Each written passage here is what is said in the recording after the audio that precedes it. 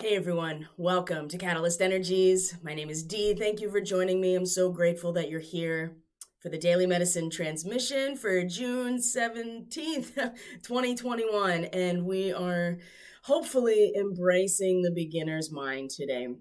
So welcome back to my subscribers, my supporters, my regular viewing audience, whether you're here live or you're catching this on the recording on YouTube or BitChute. Thank you so much. You truly are the lifeblood of this channel. I would be here anyway, even if nobody was listening. In fact, I'm pretty sure nobody's listening right this moment either. But that's okay, because the whole point is that we all have to be transmitting the truth through our own vessel, and not really focus too much on how it's, feeding our ego necessarily. So we have a moon in Virgo today. It's the first quarter moon, right? We had our new moon that was a solar eclipse, the Ring of Fire.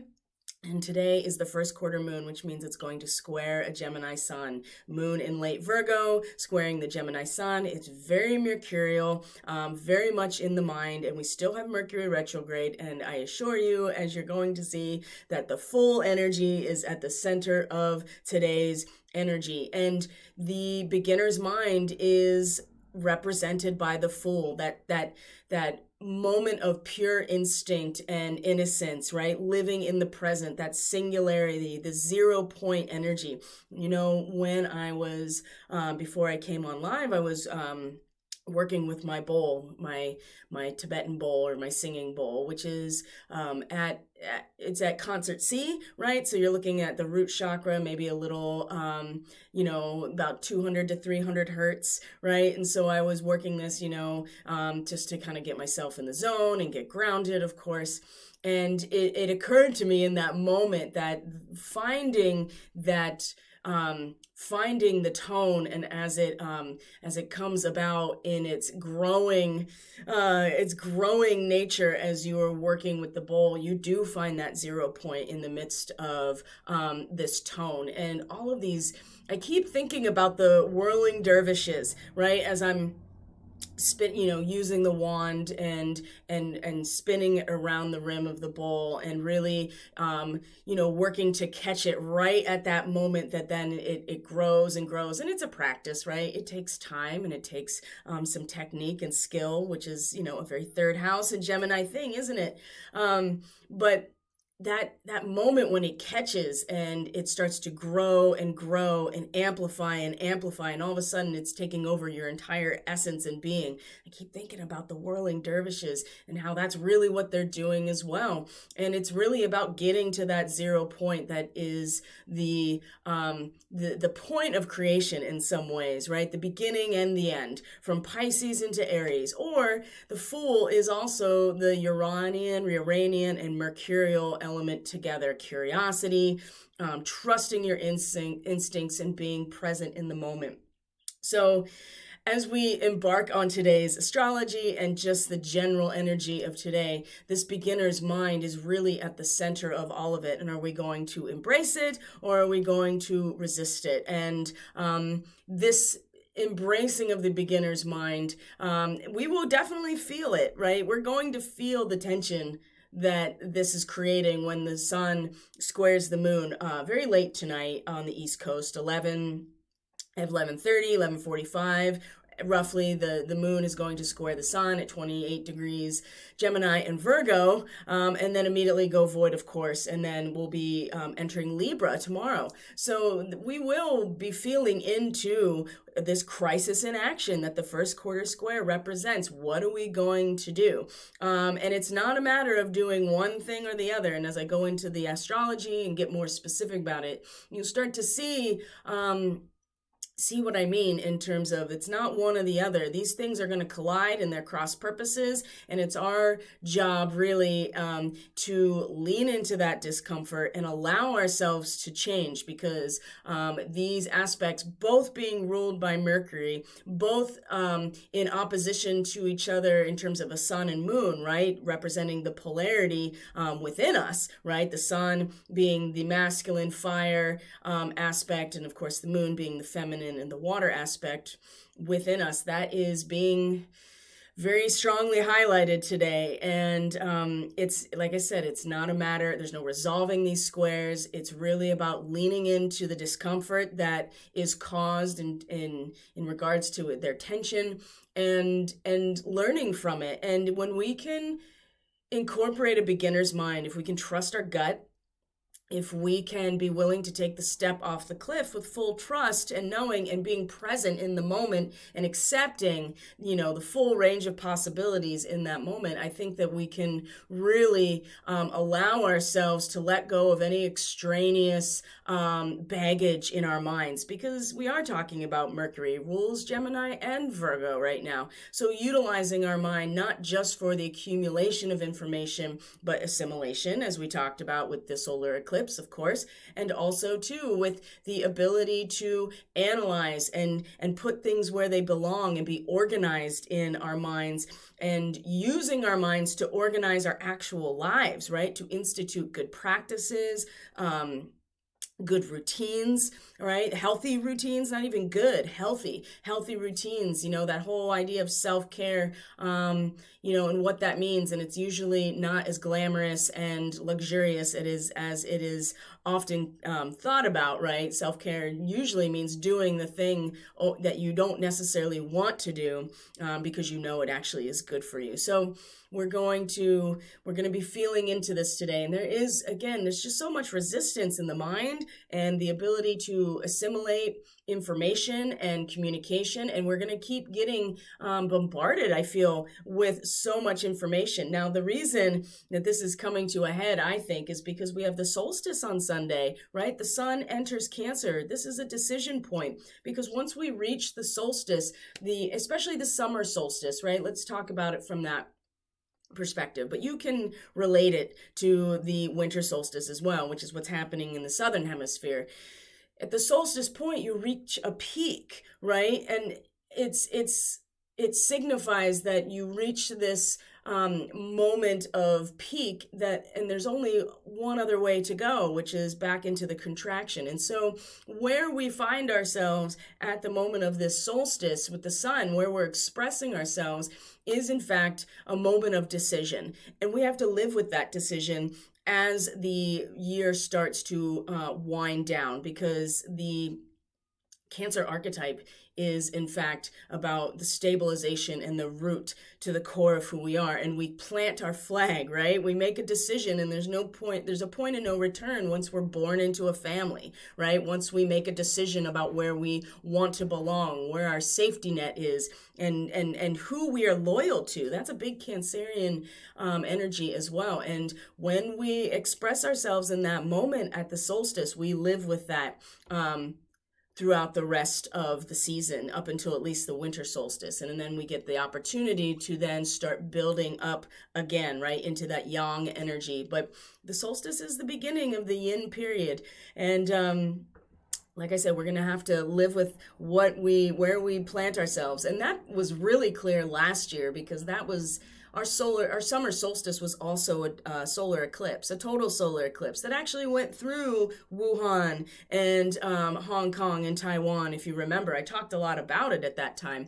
And so that solstice period, I feel like, reverberated for a lot longer than just the season. That seemed to be a real whammy that we're still working through, that there's still ripple effects from that moment, and for good or for bad, right? We had to contract in, and as a result of where we've planted ourselves. And the same is the case for every solstice, really. Every year we come to this point. But I want to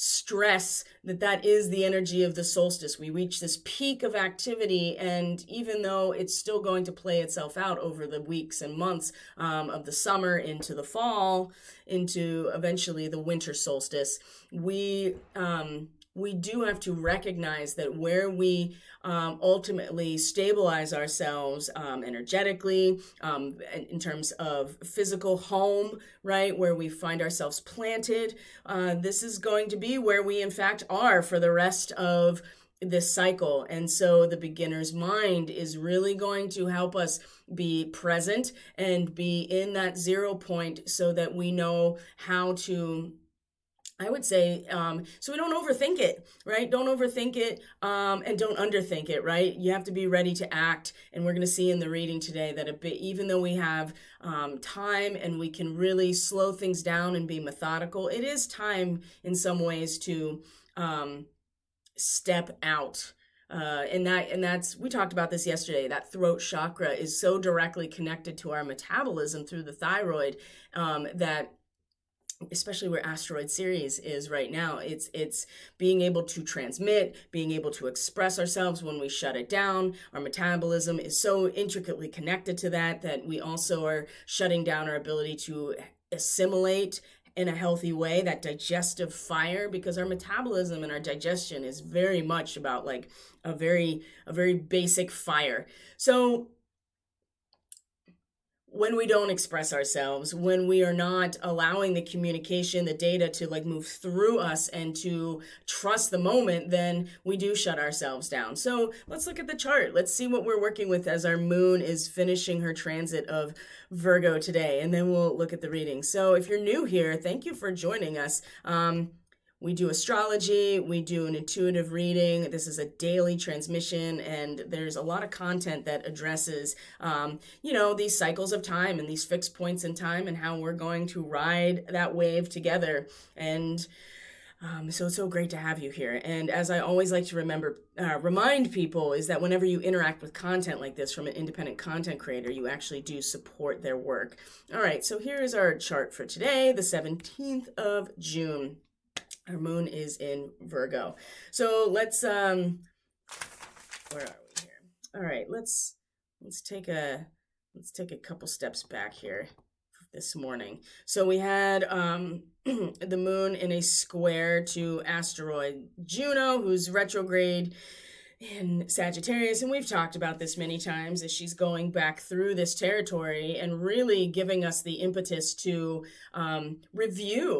deeply review who it is that we're loyal to, what are our contractual obligations, our commitments, in terms of values, right? Collective values. Sagittarius is the big picture, the truth, the collective values, the dogma, the religion. It's all the possibilities and the higher mind. So Juno, asteroid Juno, right, the wife of Zeus, who actually rules, or Jupiter rules Sagittarius. She's in this territory that she's familiar with, but she's also allowing us to really go back over. And there is a lot of review because we still have Saturn retrograde. We have Mercury retrograde. We're soon going to have Jupiter retrograde. Neptune's going to go I talked all about this in the report for the eclipse in the lunar month, is that all of these outer planets are soon going to start stationing retrograde. So the review period, the contraction, especially once we reach the solstice, it's really going to start that process of pulling in and contracting. And at the same time, still being bombarded with information. That just goes without saying. I feel like that's the only way to control a narrative that is, has been surely, and in some ways speeding up in its chaos, lack of control.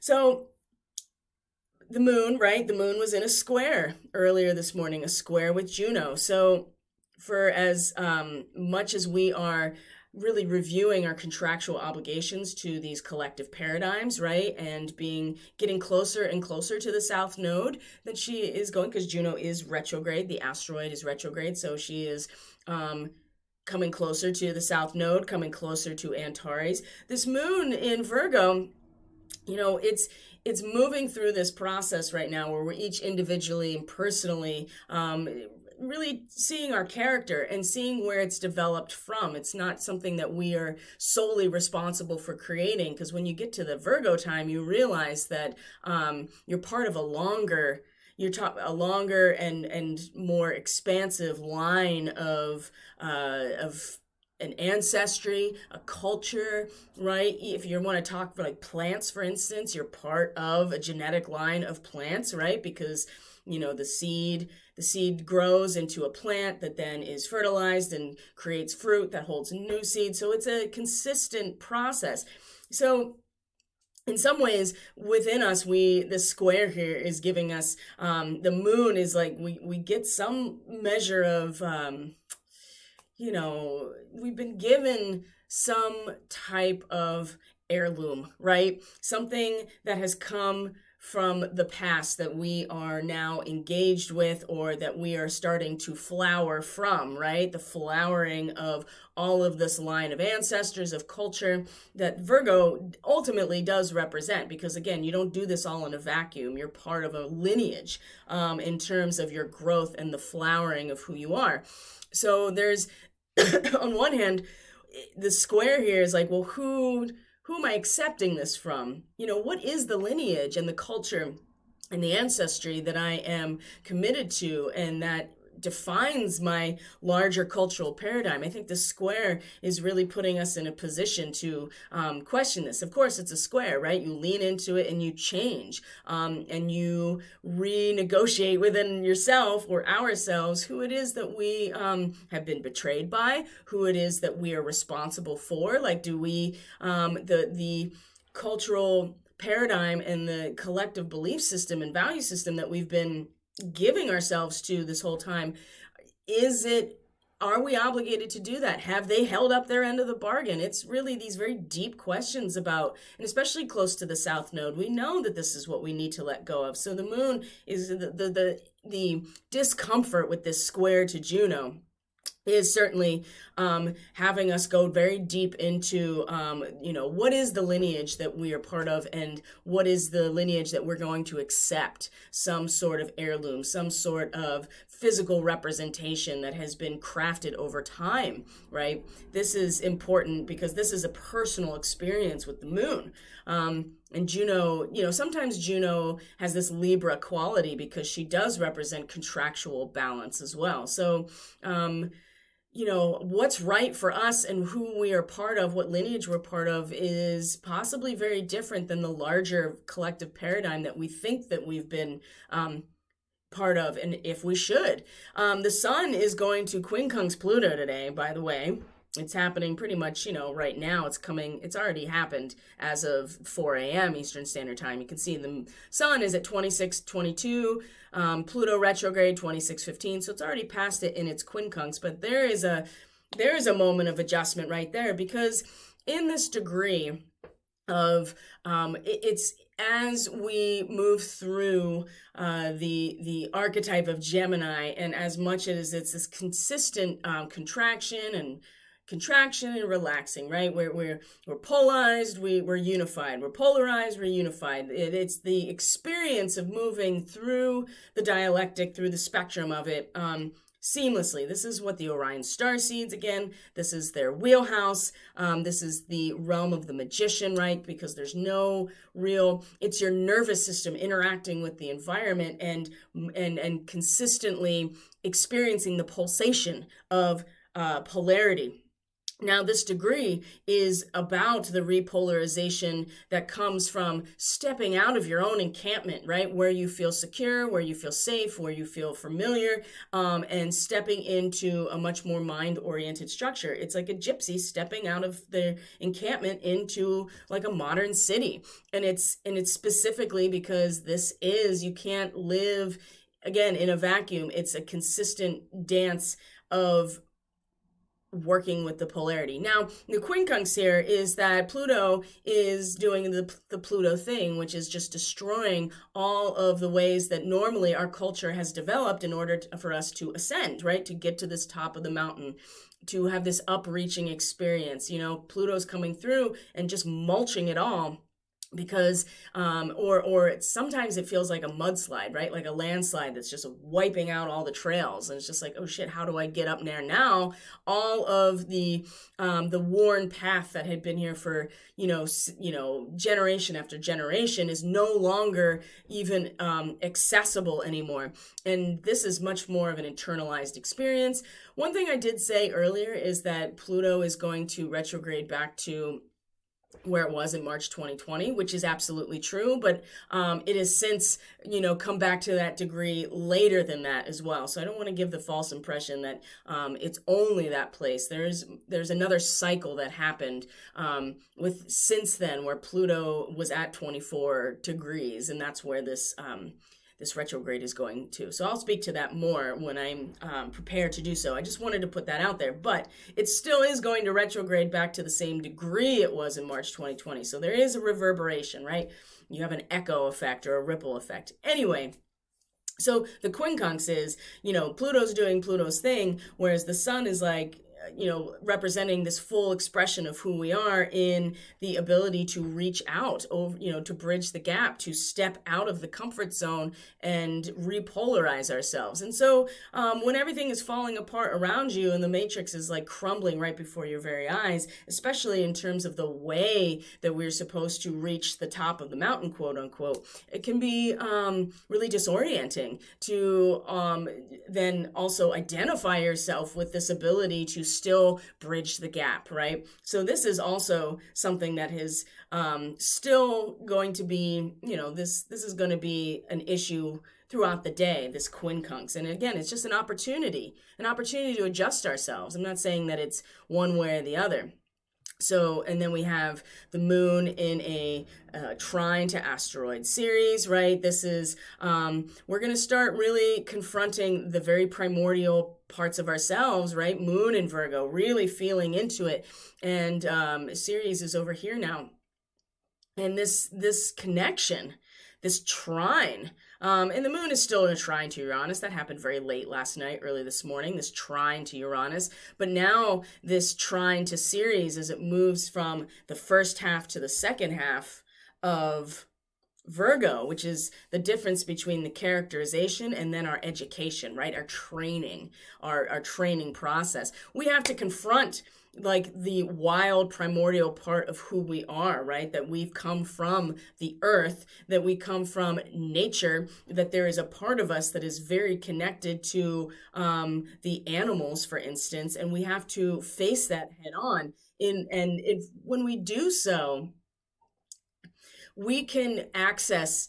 See, this is about this whole reading is about accessing information and wisdom by incorporating the beginner's mind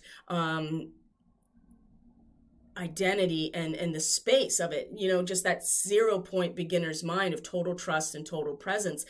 And when we do that, then we are allowing ourselves to access wisdom and guidance that is beyond just what we're being told, right? That is being presented to us. It's something so much deeper than what is provided for us by our culture, by our mainstream media, by even other influencers, right? It's something so much deeper that we all personally have to engage with on our own. And in fact, when we do this, the sustenance that comes when the old ways aren't working anymore, right? That is the essence of this moving into substantiation of the first half of Taurus, which is where Ceres was and Uranus still is, moves into the second half of Taurus, which is confirmation. And the idea that the old ways aren't going to work forever because part of nature and the natural process is a cycle, is evolution as a cycle. And so if we can confront and really look at that part of ourselves, it is really going, we're going to get so much more out of this trine where asteroid Ceres, right? She's the goddess of the grain and agriculture, and the old ways aren't working anymore in terms of where we get our sustenance. And it's time to look for a new way of looking at things. An old teacher fails to interest his pupils in traditional knowledge. It's the inadequacy of past knowledge in times of crisis. Now, we're being offered an opportunity right now in terms of sustenance, spiritual sustenance and nourishment. I mean, we can think about it as literally food as well, if you want, but I'm seeing this as a energetic and spiritual sustenance that's being offered as an upgrade in some ways, right? The old ways aren't working, and we can get the most out of this, I would say, because it's a trine, right? We don't have to do anything, but if we really want to get the most out of it, I'd say that we'd be realistic about this karmic confrontation, right? Really looking at our own past, right? Confronting our primordial nature within ourselves, as opposed to waiting for somebody to give us anything. So this is a pretty clear message for a long time, but it's really spelled out today, which again is just signaling so much how important it is that we are embracing this full archetype right at the heart of things. So the moon is also going to square retrograde Mercury. So here we have Mercury and the mercurial energy of Gemini and Virgo together in this relationship. And at the very same time, she is in a conjunction with asteroid Vesta, which is right here in Virgo, which is what? This degree is about inner guidance. And so, don't take things too literally, but the Ouija board, it represents that there is a way to access our inner guidance. And sometimes it's not, we're just now learning. This is the training period of Virgo, right? We're learning how to access it, and we might need mediation at first. And it's kind of unconscious. We're not really conscious of it yet. We're now in our training period in terms of becoming the disciplined, purified disciple, whatever that means to you, of service to others, and your role in service to others. So the moon meets Vesta in this moment. Again, another example of tapping into an inner guidance. And don't forget what Virgo represents. It's when it's part of the cycle where we go under the surface, right? It's not visible to us, but lots of things are happening.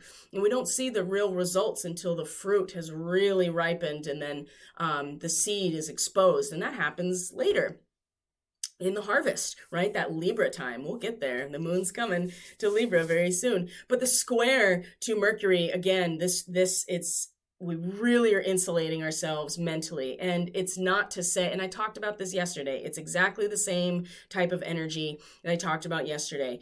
There is a real strong drive to pull ourselves in and insulate ourselves so much from all of the outside noise with Mercury. And this, I think, is a real blessing right now. But we can't completely cut ourselves off from the inner guidance. And the moon meeting Vesta right now in that square is going to really challenge us. And we may have to open up just a little bit instead of just like pushing everything out around us and really insulating ourselves. Because if we only talk to people that have exactly the same opinion and don't challenge ourselves to tap into something deeper, even if it's not talking to somebody else necessarily, tapping into something deeper than just even that communication.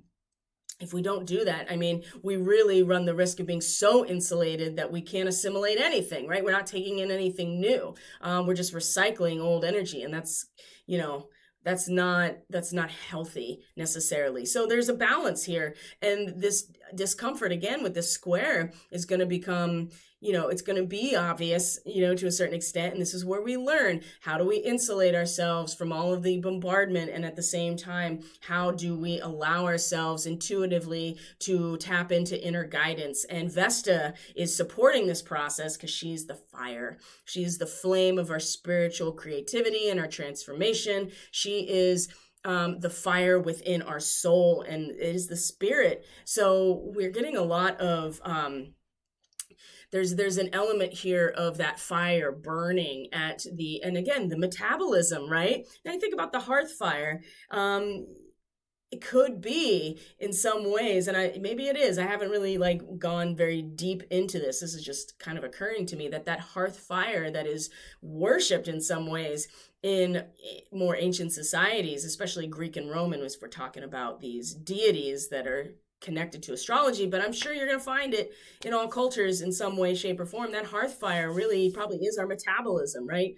That process that allows us to break things down and to detox and to assimilate what we need is at the base of everything. So again, if we can tap into that, then we can, in fact, deepen our connection to a much more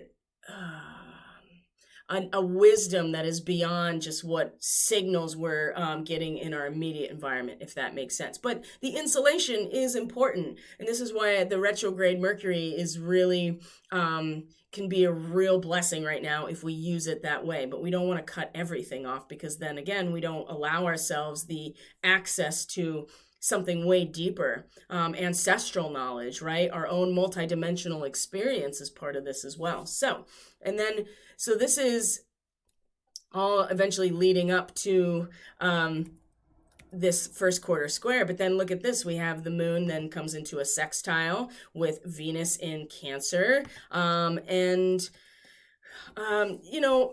Again, we're in the training period. We're each having this personal experience and something very intuitive, although very transient, right? The moon is moving swiftly through these signs. So it's just an experience, right? We're just gliding over this part of the water.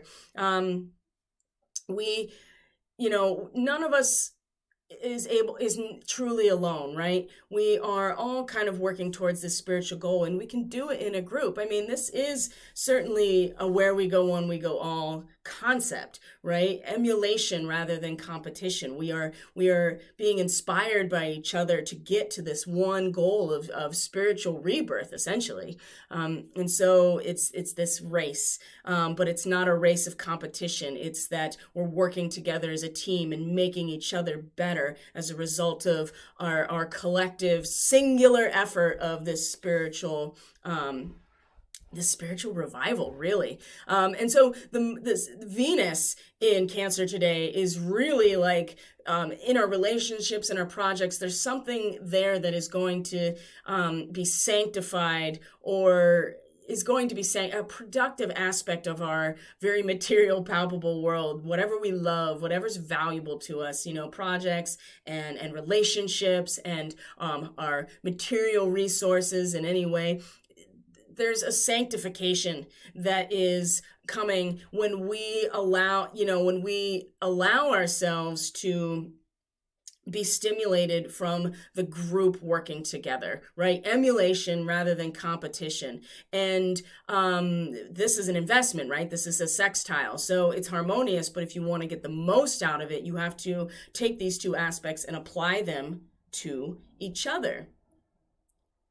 And if you want sanctity, right? If you want something to be sanctioned in your very material life that Venus represents, it does take you know what I mean? Like if you're looking at these relationships that are productive, it will be sanctified in some way. But you have to come at it emotionally, and each of us has to come at it emotionally from a stimulation that is bringing us all to the same place, right? So the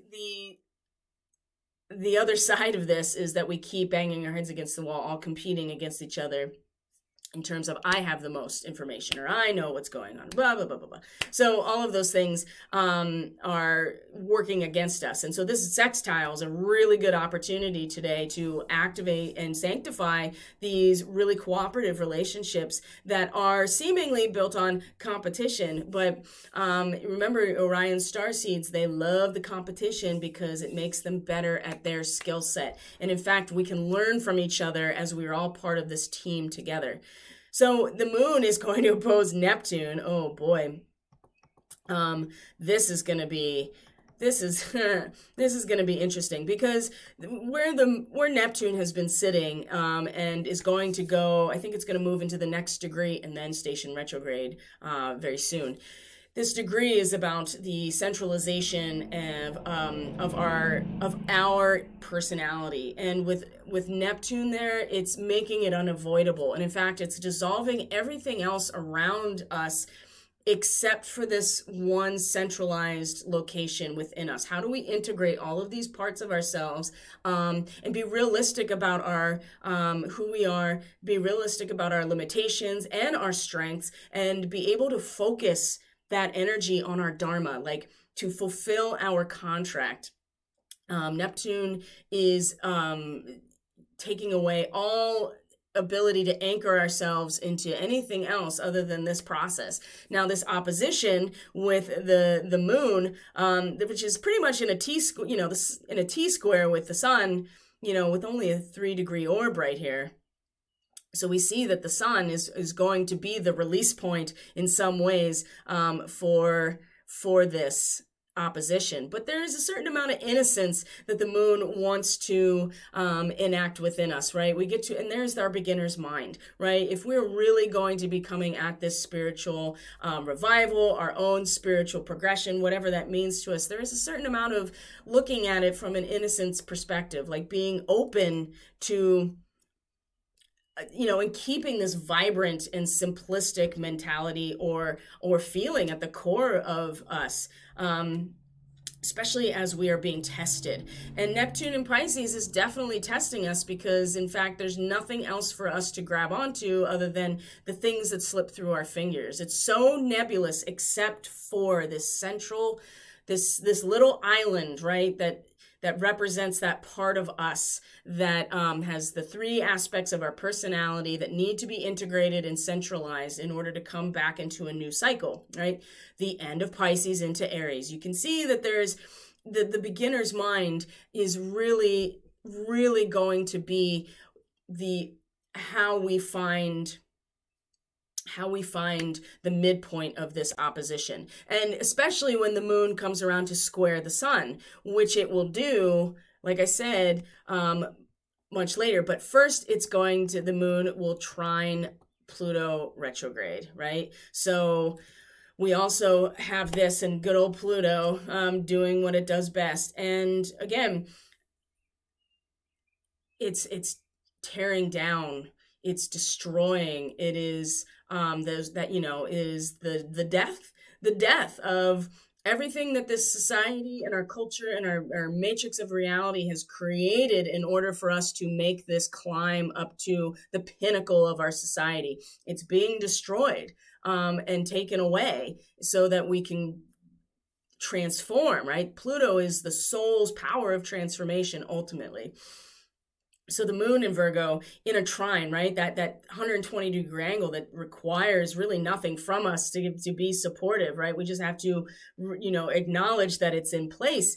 It's an interesting connection because it's again about carrying on a revered tradition in order to perpetuate cultural standards of excellence. And so while Pluto retrograde is like really going through and picking up everything that it missed the first time that it went through these places, and I would even argue the second time, I still think that the connection to March 2020, even though it's gone through this cycle or this degree one other time, I do feel like that's still part of this. And we are going through, and the soul's power of transformation is, requiring that we go back, and it's really deep this time, really going into the nooks and crannies and crevices, making sure any hash mark of the mountain is also, pretty much rendered invisible in some ways, or at least destroyed. Like all the trees that had hash marks for the trail were just like knocked over or like lit on fire, something like that. You can,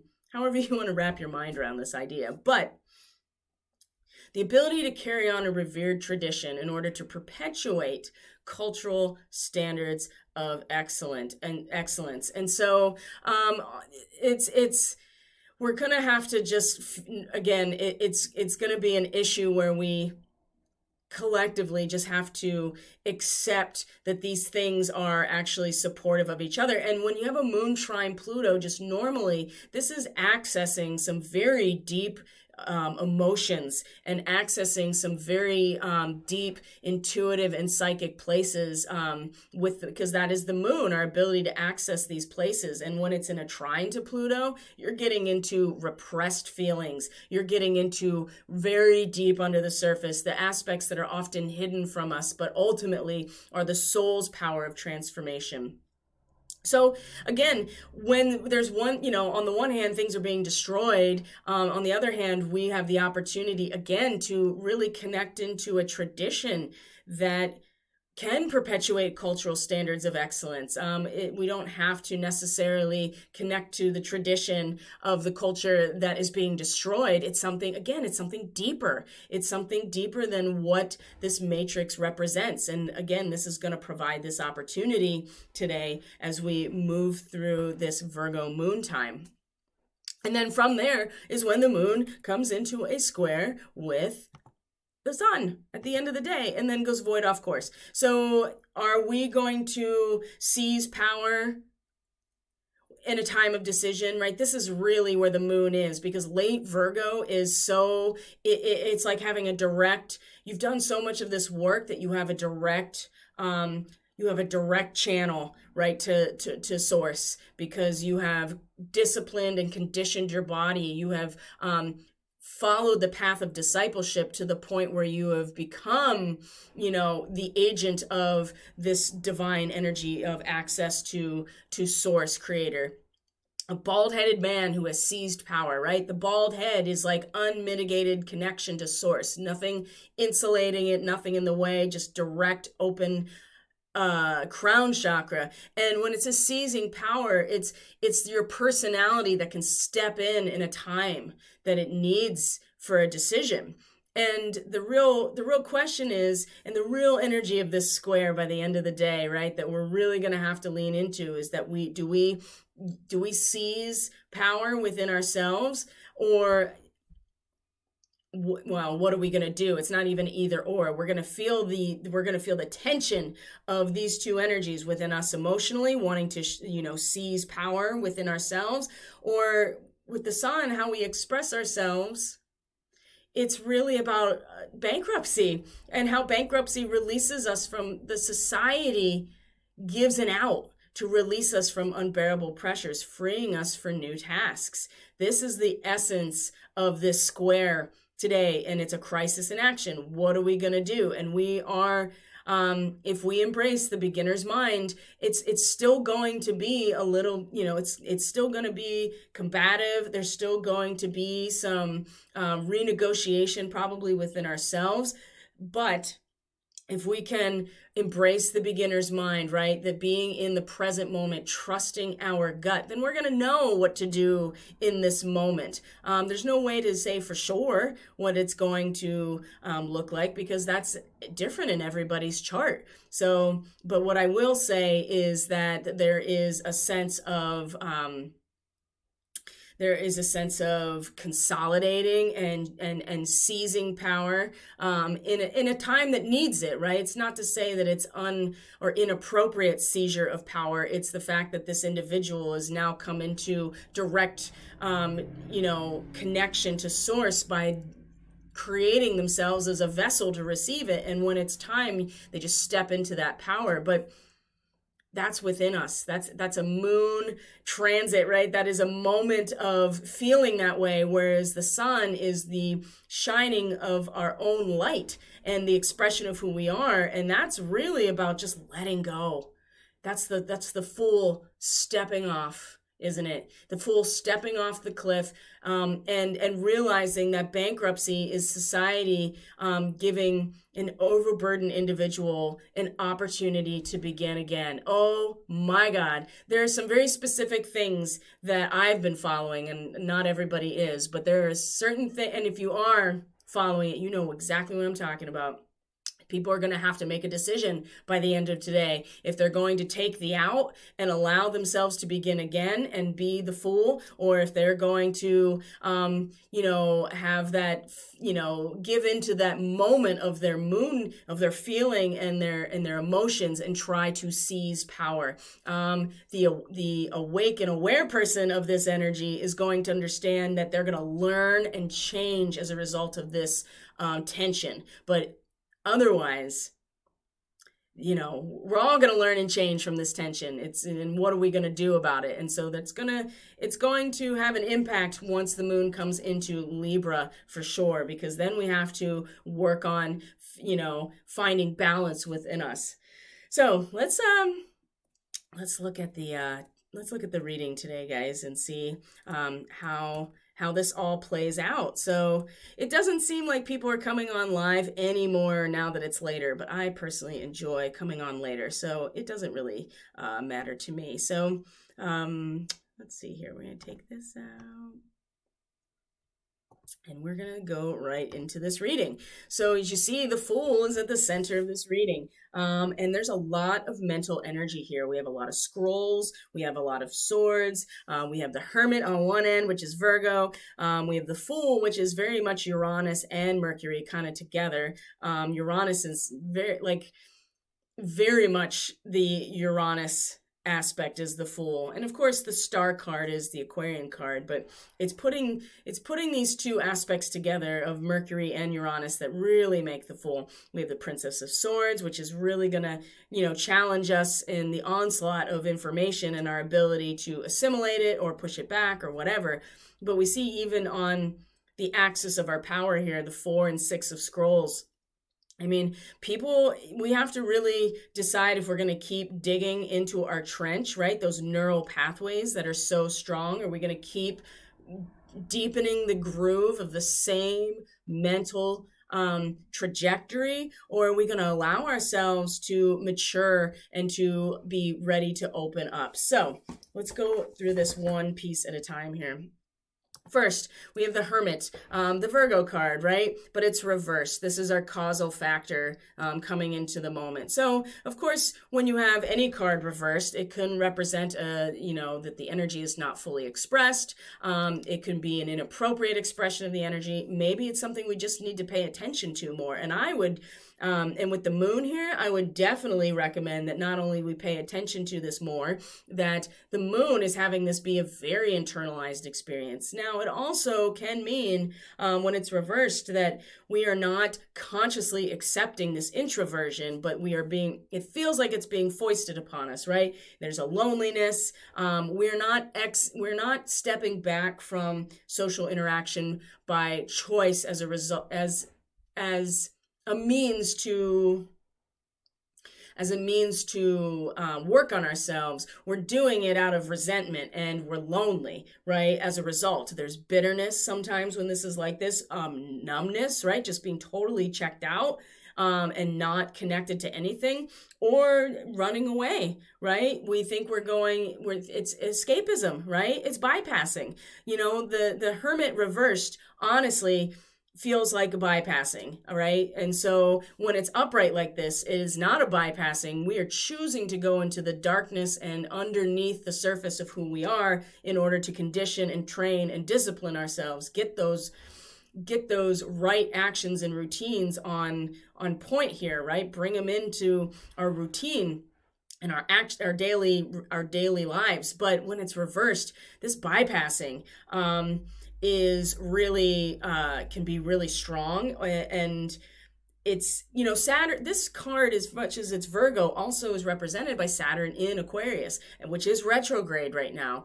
And so it's also like maybe being forced into this introversion, maybe being forced into this search for wisdom and returning and retiring from outside life. All of these things can be an expression of the Hermit reversed. But what it is now coming into facing is the Fool, right? The Fool, the zero, the cosmic egg, the beginning and the end, right? The Alpha and Omega. Now look at this card. First of all, this reminds me of my cats, right? They're always gnawing on me and stuff. It's very playful. He's got a smile on his face. He's got a pyramid crystal on the top of his head, that crown chakra. He does have horns, so don't get too worked up about that if you're somebody that pushes against this information because of potential pagan, Luciferian, satanic imagery, because you're really, remember, this is about connecting to your instincts. What did I just talk about with the karmic confrontation? We have to acknowledge where we've come from, which is, nature.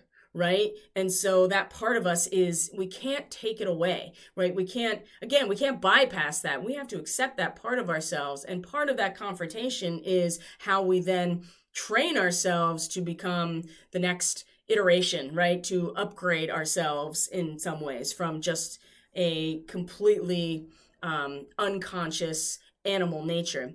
Now, there's cycles, right? You can see that. And there's just a lot. And he's got wheat in one hand. He's got a crystal in the other. Like, the Fool is the beginner's mind. Uranus and Mercury, or Pisces into Aries. And as we are working with Neptune and Pisces, Pallas Athena is at 26 degrees Pisces, getting real close to the end of the cycle. True innocence, curiosity, spontaneous, right? Being spontaneous, spontaneity. Nothing is hidden here because it's all a possibility. And the Fool is all about it. It's all about everything that is here to be engaged with, right? And it's about trusting your gut, your animal instincts. Look, you can see he's even got the sun here in his sacral chakra, right? So he's got the power and the energy, the vitality within his creative seat, right? And look at this. I think this is an alligator, maybe. And so there's just a lot of different representation. You got the butterfly, you got a dove here, and this very playful animal, this very playful cat or feline here gnawing away. So this is the beginner's mind. This is the heart of today.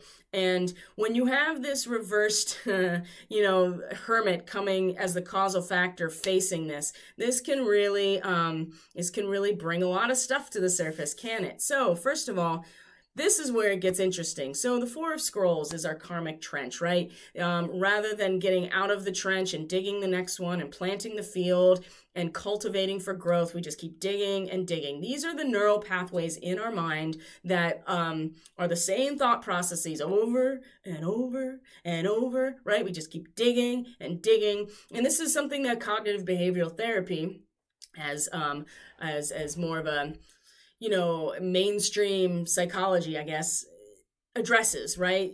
Changing your thought patterns, actually modifying the neural pathways in your brain. And that is the benefit of having neuroplasticity, right? That it's not everything is hardwired. There's a lot here that we can intentionally and consciously rewire. But when we are rooted here, we are digging ourselves in, aren't we? Right? Digging ourselves in. We just like, nope. I'm just going to keep digging and digging because this is what I know. And once you dig so far, you don't even realize anything else exists. Okay. This is very dangerous. And so here we are. This is the energetic root moving. And this is where people are getting their power from collectively, is digging in, right? Digging into that karmic trench. And these are patterns of self-defeat. These are neural pathways, and it requires a conscious effort. But there's guidance here for this. But what I'm showing you is that the collective right now is, for the most part, choosing to dig their heels in and just keep digging out the trench deeper and deeper, making it harder and harder to escape. And as you move up through this and you face this Fool card, which is just like completely present, completely innocent, completely curious and spontaneous, but nothing is hidden here. It's all available as a possibility in that singular moment. You realize that there's not how do I say this? It's time to slow down, right? And the interesting thing about this reading, the Six of Scrolls, right? So more relevance to the mind. Now, when this card is upright, you see this person's rolling up their sleeves. The hourglass is about to run out. You see that it's sunset. They're ready to get to work. Like, it's time to put some things into action. And of course they are. But when it's reversed like this, it lets us know that the hourglass is full, right? We have more time than we think. And so even what I find interesting here is that it is really the Fool that gives us the perspective, or allows us to be outside of time in some ways, which then allows us to really work on these karmic patterns of thought and action without this fragmentation of like, I gotta get it done, right?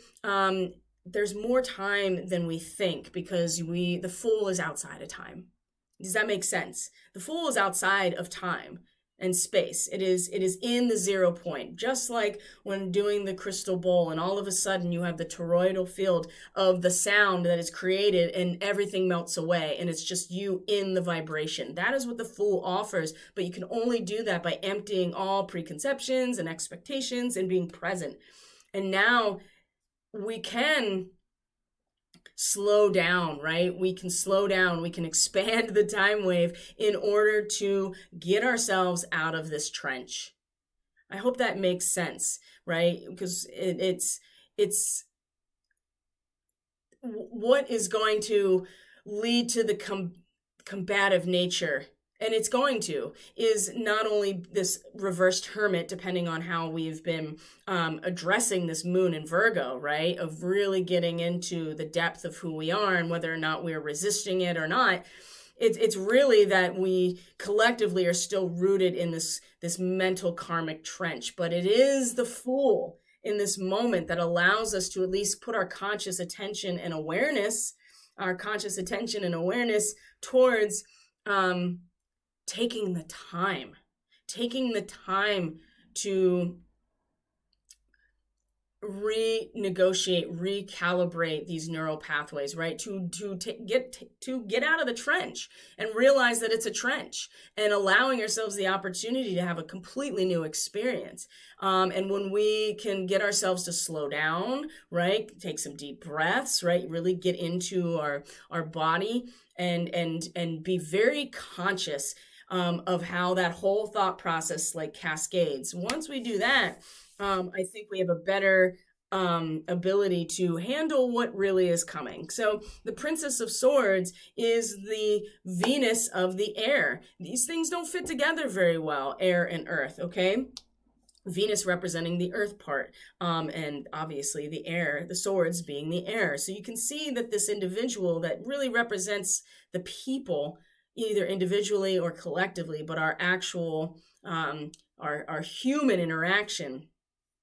It's very, there's a lot of perception and seriousness, and it's very rigorous here because Venus is a planet and an archetype that wants to feel comfortable and pulls towards her what is beautiful and harmonious. But with the swords, like I said, it's very serious. And there's an academic and intellectual rigor that goes along with this card, and very discriminating and egoistic and aggressive when things don't go her way, right? When things don't go the way she wants, she gets very aggressive. She's got that sword in her hand, and she's gonna cut you down if you're not, if what is being presented intellectually does not make her feel good. She's going to use what she has at her disposal to fight that and fight back. And so the air qualities that are reflected throughout this entire reading are really,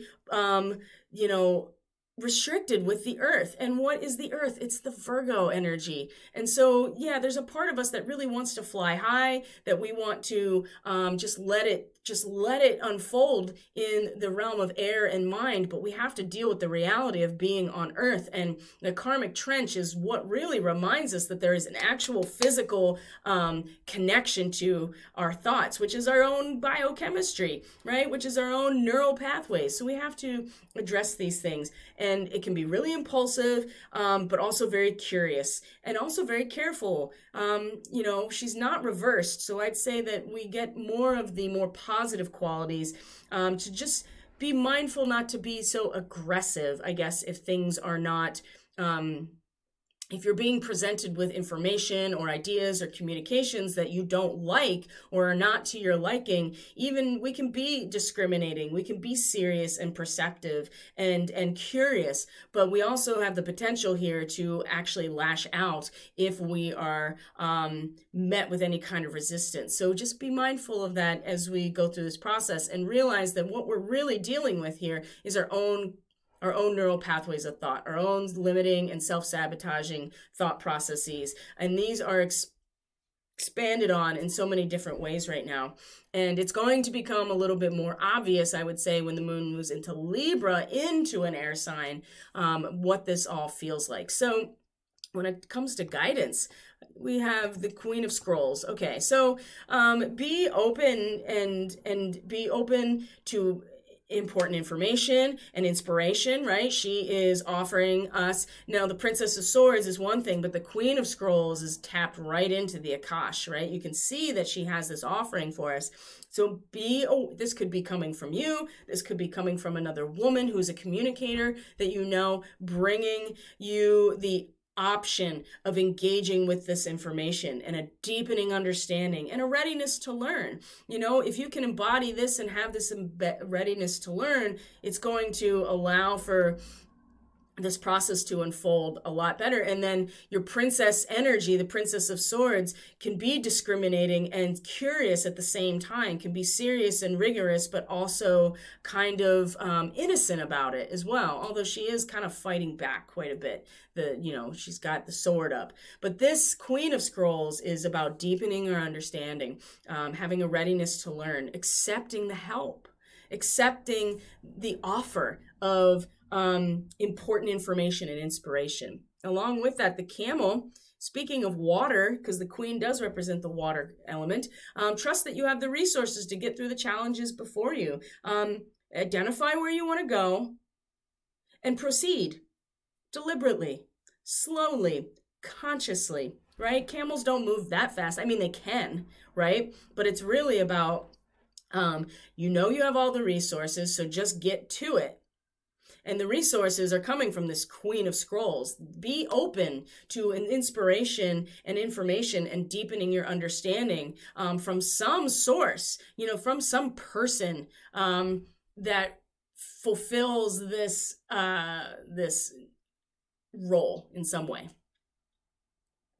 And know that you have all the resources that you need, because getting out of your own karmic trench is not an easy process. You're talking about, an entire lifetime, or in some cases, multiple lifetimes of ingrained neural pathways of thought and behavior. So you have to consciously be willing to do the work to separate yourself from it. Just know that you have the emotional resources, right? The feeling-based, you have the water in you, right? In order to go through this process, right? Which is certainly going to be challenging. I mean, there's no doubt about that. The tortoise, when it comes to that sands of time, again, slow and steady wins the race, and we have time. That doesn't mean we don't act. It means that we have time, right? We're outside of time, really. If you want to go with the beginner's mind, there is no time. You're outside of it.